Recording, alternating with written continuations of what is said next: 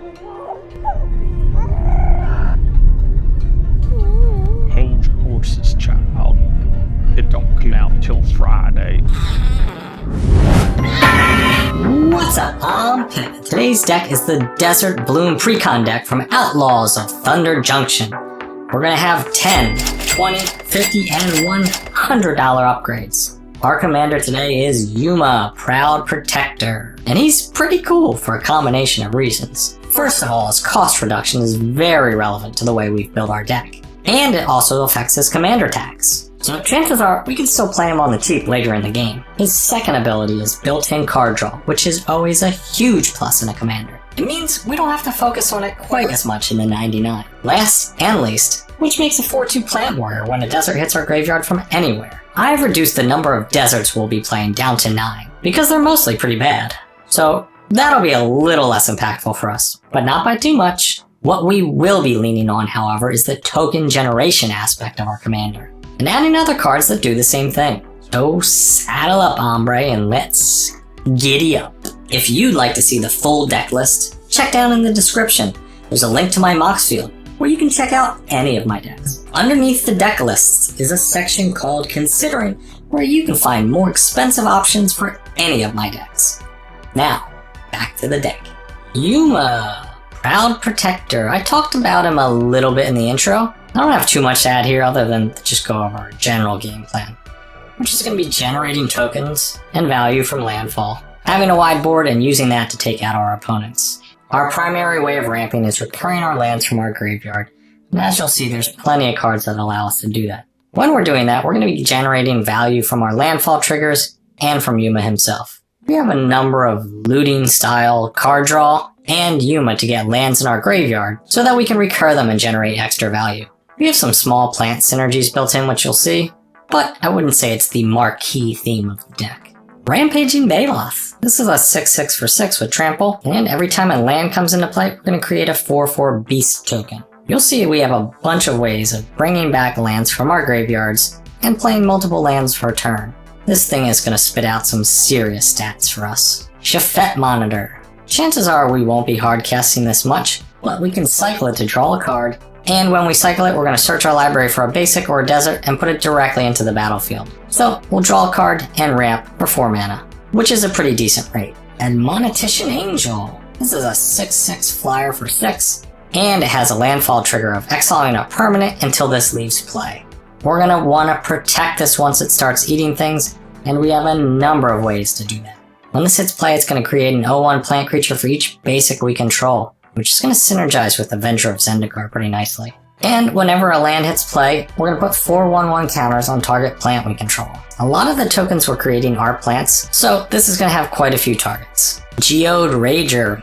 4/3 first strike for 6 with a landfall trigger that's going to goad all creatures target player controls. Late game, this can force someone to tap out so that we can get a nice crack in at them, or force our opponents to do some of the dirty work for us. Maja, Break a Card Protector. She's going to anthem all of our other creatures. This is useful for a couple reasons. We're planning on going wide with tokens, so the anthem effect is very useful, and she's going to create tokens herself. Oban, Moldiah Ancestor. Each turn we're going to be able to animate one of our lands, which could help us get it into the graveyard if necessary. And on landfall, he could put a 1/1 counter anywhere, which is just going to make those animated lands even bigger. The Zandu Mammoth. This one might look kind of strange to you at first glance, but hear me out. I like playing these cards that have a land on one side and a creature in the other in these recursion decks. The reason is you can run the creature out early, and then when it dies, it counts as both a creature and a land in your graveyard. So your cards that return lands to play can then return this to play as a land. It gives you a little bit of early aggression and a land late game. Also, you can just opt to play it as a land if you're behind on lands. It gives you some choice. Second one of these dual face cards, Tangled Florahedron. This one is a mana dork for 2 mana. We don't have an abundance of great turn 2 plays, so I think this has a home here. Also, I love the art on this one. Deep Root Wayfinder. When this deals combat damage to a player, you can surveil for 1 and then return a land from your graveyard to the battlefield. When we get to the part of the video where I go over the lands that I'm adding to the deck, this one's going to make a lot more sense. We're upping the count of fetch lands in this deck by a lot, including all the Capenna lands and every type of evolving wild variant you can think of. This thing's going to be a ramp spell 70-80% of the time. Aftermath Analyst. I don't know if you've been paying attention to Standard at all lately, but this card has been making huge waves. It's basically single-handedly responsible for an entire deck archetype, and we're going to be playing a lot of those cards in this deck. So, it has a great home here too. I absolutely love the art on this card. It brings me back to middle school, and the days when I first fell in love with Magic. And it's found a pretty good home here too. It's going to help ramp us and get lands into our graveyard, plus our deck wouldn't mind a few turn 1 plays. Avacyn's Pilgrim. Here's a nice cheap dork. You could play any of the other 1-mana elves instead if you'd like. Myria Angel. This is just another card that creates 1/1 tokens for us and helps us go wide, which synergizes with a lot of the other things we're trying to do. Splendid Reclamation. This is going to return all land cards from our graveyard to the battlefield tapped. This is a real banger. We are going to get back so much mana.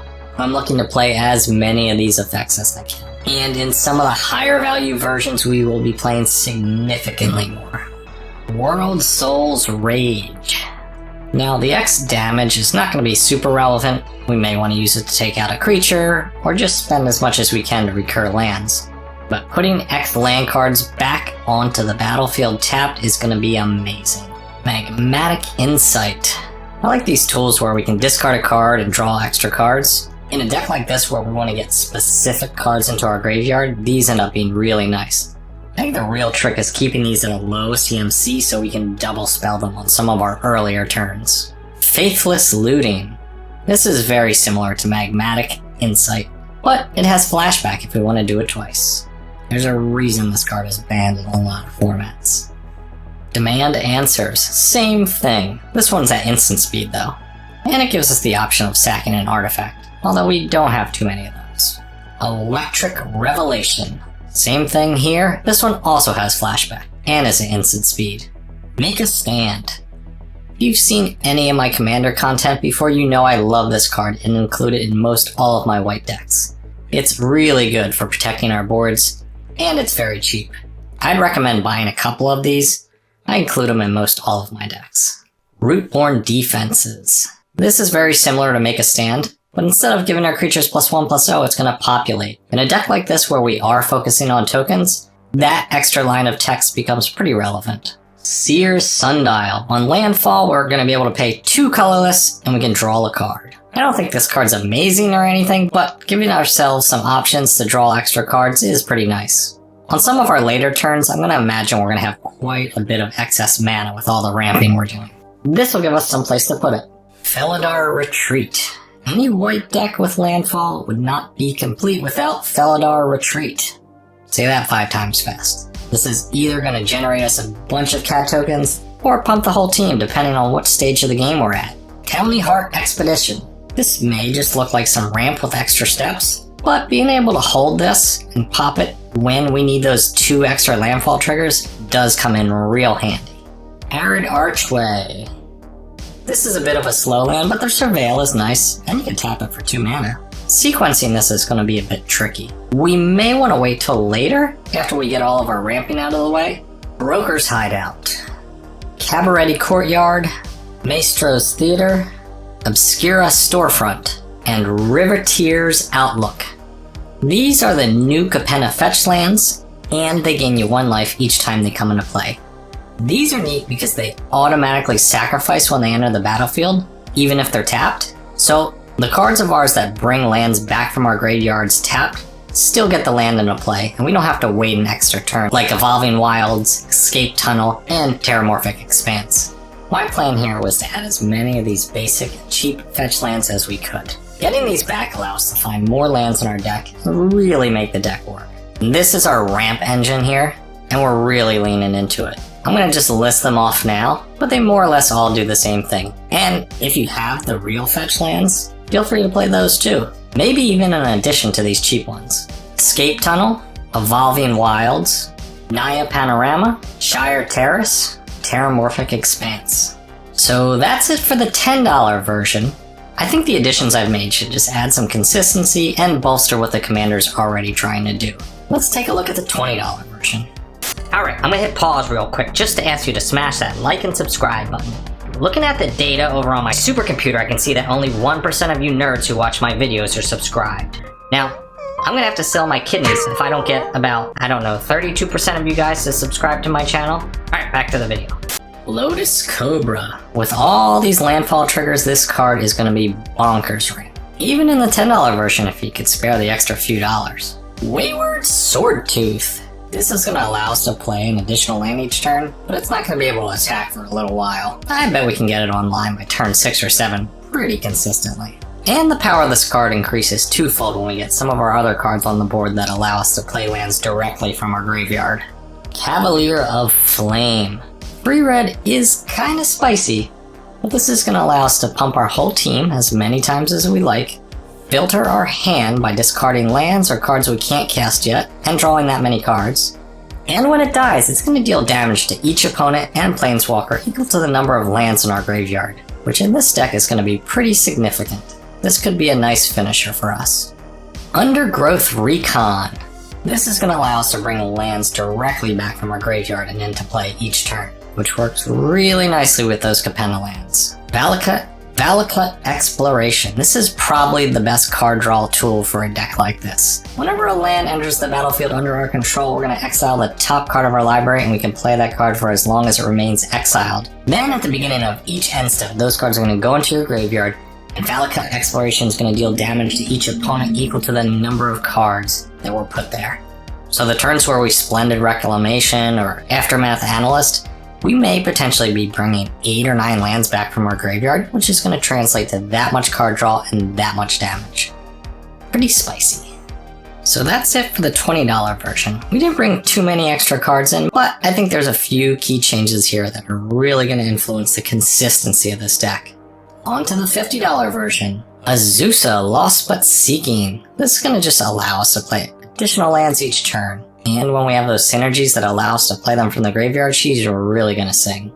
Seasoned Pyromancer, one of Red's best card draw cards. He's going to allow us to get some lands into our graveyard, and potentially even make some more creatures. Blossoming Tortoise. This should straight up just translate into ramp for us, and it's going to happen every single turn. This should easily help us double our landfall triggers. Jetmir, Nexus of Rebels. Any Naya deck that wants to go wide wants to be playing this card. The more creatures you have, the more abilities they're going to have, the quicker your opponents are going to die. Plus, this art is pretty darn sweet. Farseek. One of the game's best ramp spells, but it's a little pricey, so it didn't make its way into the deck until we got to the $50 version. If you have one lying around, just throw it in your deck. Conduit of Worlds. This card is going to allow us to play lands from our graveyard in addition to our hand. And each turn we can cast an extra permanent spell from our graveyard, as long as it's the only thing we did. Eternity Vessel. This is one of my favorite cards in these landfall decks. When the senders play, you put a number of counters on it equal to your health. Then whenever a land hits play, you reset your health to that total. So you can just keep a fetch land in play as an insurance policy and pop right back up to full health, or whatever health you were at when you played this. This card is going to be a nightmare for your opponents to deal with. So that's it for the $50 version. Let's move on to the $100. Murag, Fury of Akum. Each creature you control gets +1/+0 for each time it has attacked this turn. And then on landfall, if it's your main phase, there's an additional combat phase after this phase. At the beginning of that combat, untap all creatures you control. I don't know if you noticed, but this doesn't say you can only do it once per turn. That's gonna get pretty gross pretty quick. Heroic Intervention. I'm just adding another protection spell, and I prefer this one because it only costs 2 mana and we don't have to leave quite as much up. But if you don't have this, Unbreakable Formation is another great option, and it's a much cheaper card to buy. Exploration. You have a bunch of other cards in this deck that do this effect, so it's not really necessary in this deck, but being able to get it out as one of our early plays can snowball very quickly. Fabled Passage. This one's pretty nice because it can bring your land into play untapped. It's not super necessary, but if you can afford it, go for it. Let's talk about the cards that are coming out. I've broken them down into 4 categories. Bad, meh, okay, and pretty good. If you'd like to see the exact deck lists, check down in the description. Starting with the bad category. Skullwinder. I'm not all that interested in helping out our opponents, and this does too little for 3 mana. And Tuku Cultivator. It's just too much mana to spend for an effect like this. If it were ramping us in any way, I could see it being useful, but it's just not that close to the game plan. Nesting Dragon. The body for the cost is pretty decent here, but I don't want to have to jump through the hoops of blocking with these egg creatures to make them into real dragons. Decimate. This is a little too expensive and at sorcery speed for artifact and enchantment removal. Escape to the Wilds. This deck would just rather have looting effects than impulse draws. Unholy Heat. It's not really on theme for us, and I don't really like single target removal on EDH. Valorous Stance. We've replaced this with effects that give our whole team indestructible. Heaven and Earth. But I'll basically have to cycle the heaven side to get there. All that being said, it is very cool card design. Perpetual Timepiece. There are better ways to get cards into your graveyard. And I don't foresee myself wanting to put cards back into my deck. Dunes of the Dead. I don't think I would play this card anyway, even if it triggered coming from my hand. It's just too small ball for what we're trying to do. Scavenger Grounds. We're trying to manipulate our graveyard, not get rid of it. And this only produces colorless mana. Painted Bluffs. I don't think we're gonna have too much trouble getting the colors we need, so this can go. Now on to the M category. Starting off, we got Swiftfoot Boots. I'm not all that interested in protecting any single one of our creatures. Plus, we have ways of getting around our commander attacks in this deck.